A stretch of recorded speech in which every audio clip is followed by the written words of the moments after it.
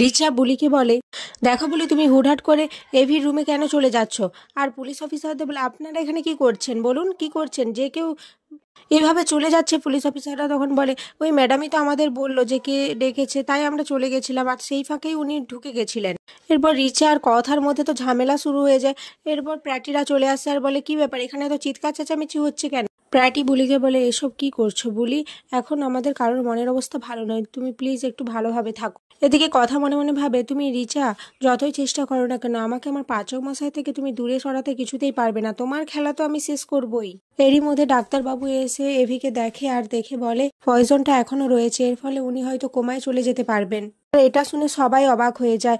কথা বলে, না না, কিছুতেই আমি আমার পাচক মশাইয়ের ক্ষতি হতে দিতে পারি না, আমি সব রকম চেষ্টা করব ওনাকে সুস্থ করে তুলতে। কথা মন্দিরে চলে আসে আর ঠাকুর মশাই কথাকে দেখে বলে, মায়ের কাছে মন ভরে কিছু চাইলে তাহলে মা তাকে ফেরান না। এরপর কথা মায়ের কাছে চায়, মা, আমি সবসময় চেয়ে এসেছি পাচক মশাই যেন ভালো থাকে, সুস্থ থাকে, ওনার জন্যই তো আমার এত লড়াই, সেই লড়াই আপনি বৃথা হয়ে যেতে দেবেন না, ওনার সব বিপদ যেন আমার ওপর দিয়ে আসে মা।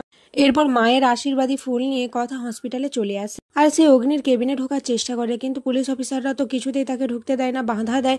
কিন্তু কথা কোনোভাবে ম্যানেজ করে অগ্নির কাছে চলে আসে। কথা অগ্নির মাথায় ঠাকুরের আশীর্বাদী ফুলটা ছুঁয়ে, আর তখনই সে লক্ষ্য করে অগ্নির জ্ঞান ধীরে ধীরে ফিরছে। সে ডাক্তারকে ডাকে আর ডাক্তারবাবু চলে আসে, এসে দেখেন বলে, এটা তো মিরাক্কেল, উনি এখনো সম্পূর্ণ সুস্থ হয়ে উঠেছেন, এটা কিভাবে সম্ভব হলো? কথা তখন বলে, এটা মায়ের আশীর্বাদ ছাড়া সম্ভব হতো না, ওনার জন্যই আজ উনি সুস্থ হয়ে উঠেছেন। এরপর একে একে সবাই এসে দেখা করে যায়।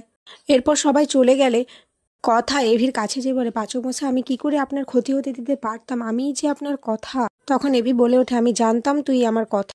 কথা এরপর সমস্ত কিছু বলে এভিকে, বলে, আমার তো বিপদ হতে হতে বেঁচে গেছি, কিন্তু আমি আপনাকে এই বিপদের মুখে আমি কিভাবে ঠেলে দিতে পারি বলুন পাচক মশাই, আমি সবসময় চাই আপনি ভালো থাকুন। এরপর বুলি নিজের মুখেই বলে দেয় যে, হ্যাঁ, আমি আপনার কথা।